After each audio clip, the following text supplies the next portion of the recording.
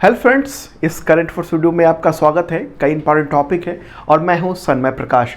और हाँ, अगर आपने ये मैराथन वीडियो नहीं देखा है जनवरी से अप्रैल तक का तो ज़रूर देखना। इस वीडियो के डिस्क्रिप्शन में मैं लिंक दे दूंगा। मैराथन वीडियो है और तमाम जो भी एग्जामिनेशन होने वाले हैं अभी उन सब में काम आएगा, चाहे वो एसएससी सीजीएल हो, एमटीएस हो या बीपीएससी हो, यूपीपीएससी हो या आने वाले जो भी एग्जामिनेशन है तो देखना जरूर। इस वीडियो के डिस्क्रिप्शन में डाल दिया हमने लिंक।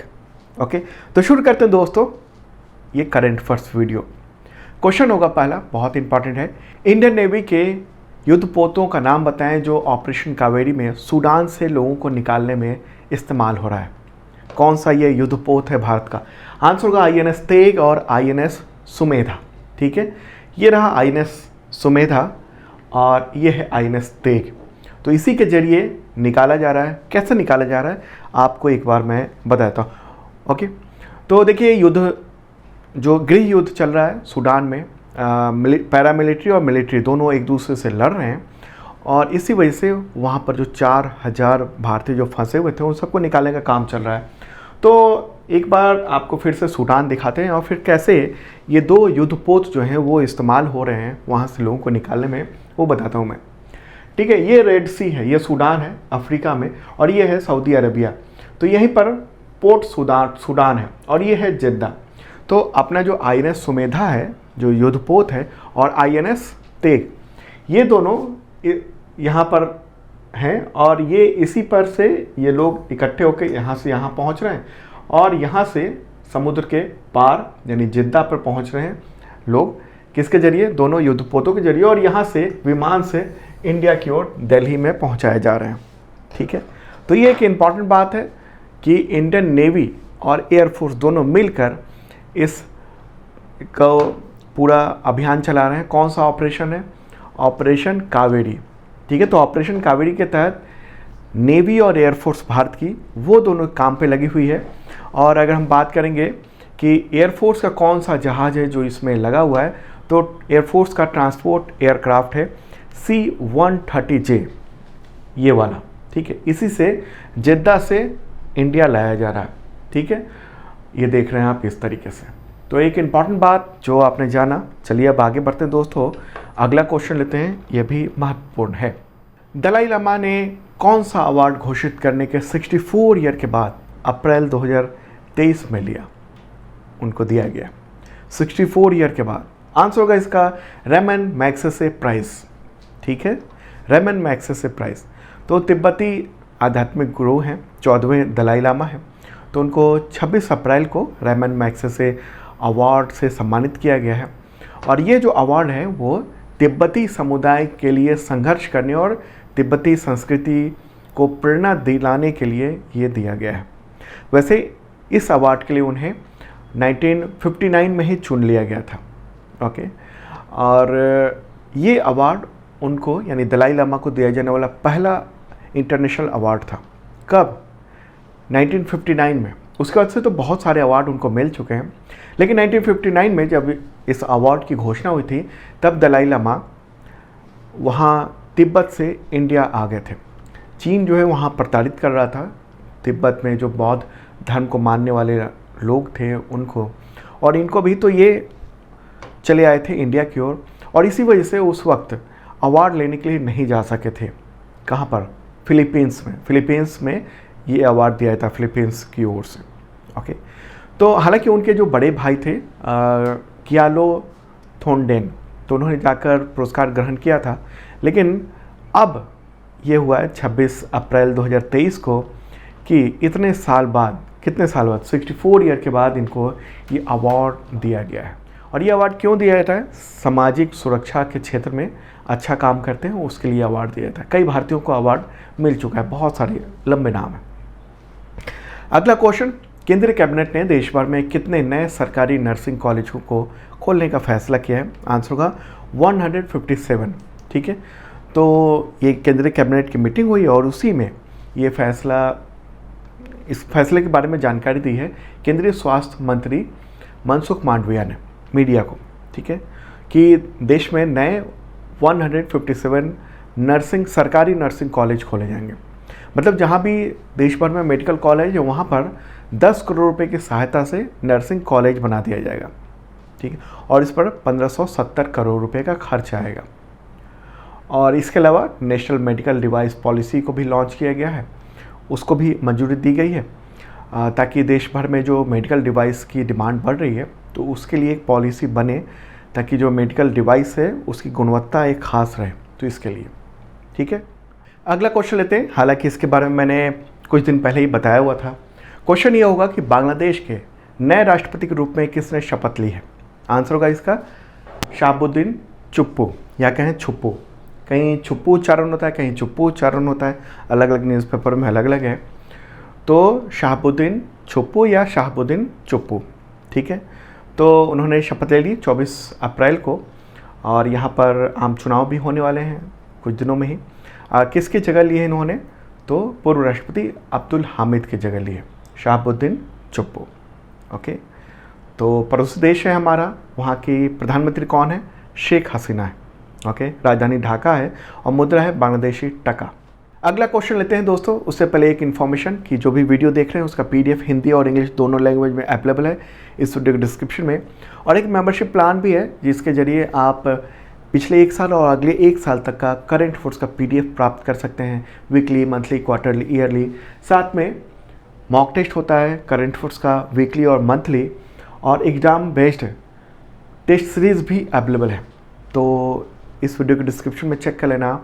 और टेस्ट सीरीज जो है ना वो तमाम एग्जामिनेशंस के लिए, जो भी एग्जामिनेशन दे रहे हैं उन सब में, और उसमें करंट अफेयर्स के अलावा भी तमाम सब्जेक्ट के एग्जामिनेशन दे सकते हैं आप, टेस्ट दे सकते हैं, ताकि कैसे तैयारी है आपकी वो आप जांच कर सकें। और इस पर डिस्काउंट भी चल रहा है, तो इस वीडियो के डिस्क्रिप्शन में चेक कर लेना आप। अगला क्वेश्चन लेते हैं, भारत का कौन सा संस्थान तंजानिया में अपना पहला अंतर्राष्ट्रीय कैंपस स्थापित करेगा। कौन सा संस्थान है, आंसर होगा IIT मद्रास, ठीक है। न्यूज़ देख रहे हैं आप। IIT मद्रास के डायरेक्टर हैं वी काम कोटी।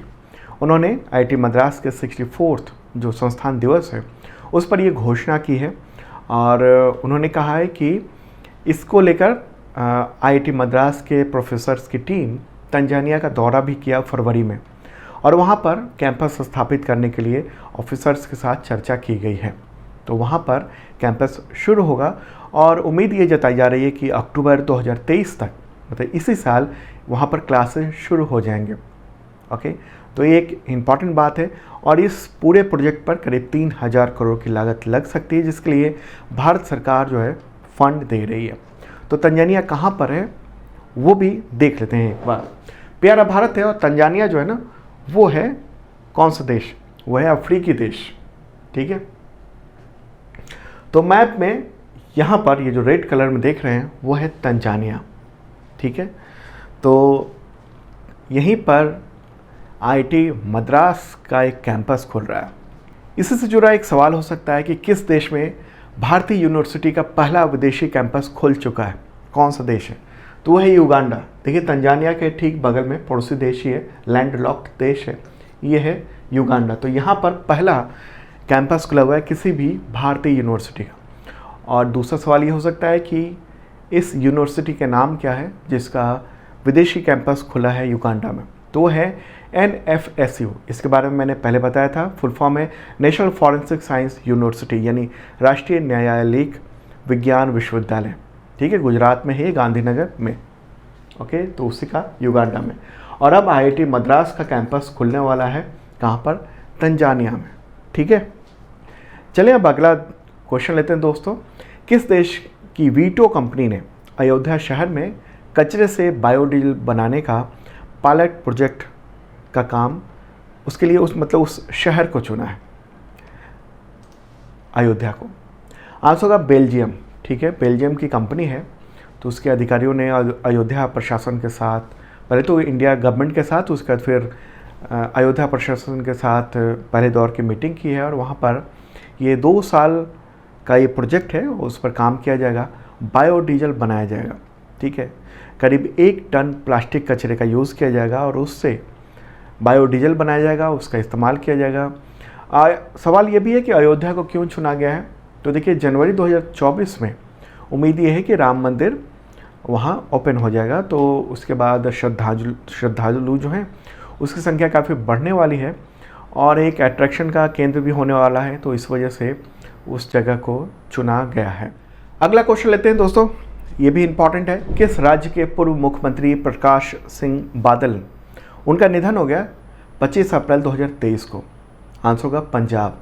ठीक है, और कई बार वो मुख्यमंत्री रह चुके थे पंजाब के। कितनी बार? 5 बार। कब से कब तक?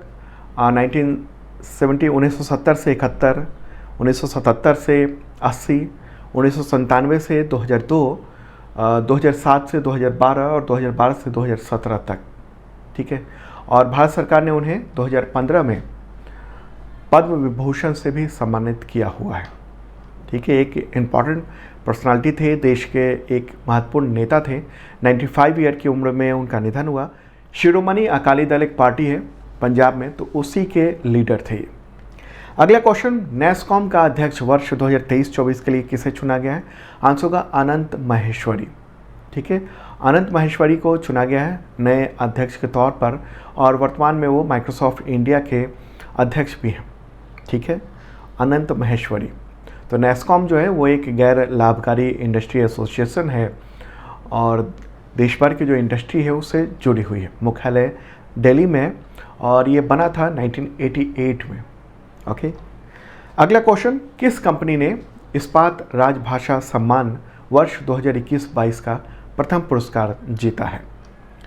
आंसर होगा इसका RINL। ठीक है, तो RINL उसने ये अवार्ड जीत लिया है। RINL का फुल फॉर्म क्या है? राष्ट्रीय इस्पात निगम लिमिटेड। मुख्यालय इसका विशाखापत्तनम में है। स्थापना हुई थी 1982 में। ओके, क्यों दिया है अवार्ड, क्यों दिया गया है? हालांकि ये अवार्ड तो 21-22 का है, लेकिन अवार्ड अभी दिया गया है 2023 में। तो ये हिंदी को प्रभावी ढंग से इम्प्लीमेंट करने के लिए संस्थान में ये अवार्ड दिया गया है। अगला क्वेश्चन लेते हैं, अंतर्राष्ट्रीय प्रतिनिधि दिवस कब मनाया जाता है? आंसर होगा 25 अप्रैल को, और ये दिवस संयुक्त राष्ट्र के द्वारा घोषित है।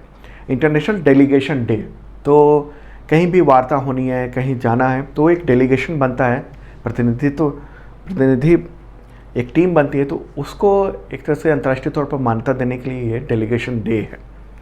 अगला क्वेश्चन लेते हैं अब दोस्तों, साइकिलिंग फेडरेशन ऑफ इंडिया यानी CFI के नए अध्यक्ष कौन चुने गए हैं? नाम क्या है उनका? आंसर होगा पंकज सिंह। ठीक है, उनको निर्विरोध चुन लिया गया है, विधायक है उत्तर प्रदेश में। साइकिलिंग फेडरेशन ऑफ इंडिया इसका चुनाव हुआ, और ये एक राष्ट्रीय नियामक संगठन है साइकिलिंग जो स्पोर्ट्स है उसको लेकर। स्थापना हुई थी 1946 में, और पंकज सिंह जो हैं वो राजनाथ सिंह जो रक्षा मंत्री हैं उनके बेटे हैं। ठीक है, चलिए दोस्तों अब आगे बढ़ते हैं। अगला क्वेश्चन, किस भाषाई फिल्मों के मशहूर एक्टर मामू कोया का निधन हो गया 26 अप्रैल 2023 को? आंसर होगा मलयालम। ठीक है, मलयालम जो है वो केरल में सर्वाधिक बोली जाती है भाषा। तो इनका निधन हो गया है कब? 26 अप्रैल को, और इन्होंने 1979 में थिएटर से अपने एक्टिंग की शुरुआत की थी। बाद में फिल्मों में गए, 4 दशक तक वो फिल्मों में उन्होंने काम किया, और 450 से अधिक मलयालम फिल्मों में एक्टिंग की। एक फ्रेंच फिल्म में भी उन्होंने एक्टिंग की थी। तो दोस्तों ये था इम्पॉर्टेंट करंट अफेयर्स, और अब मिलते हैं कल मॉर्निंग को ताज़ा तरीन कंटेंट के साथ आपके एग्जामिनेशन के लिए। बाय।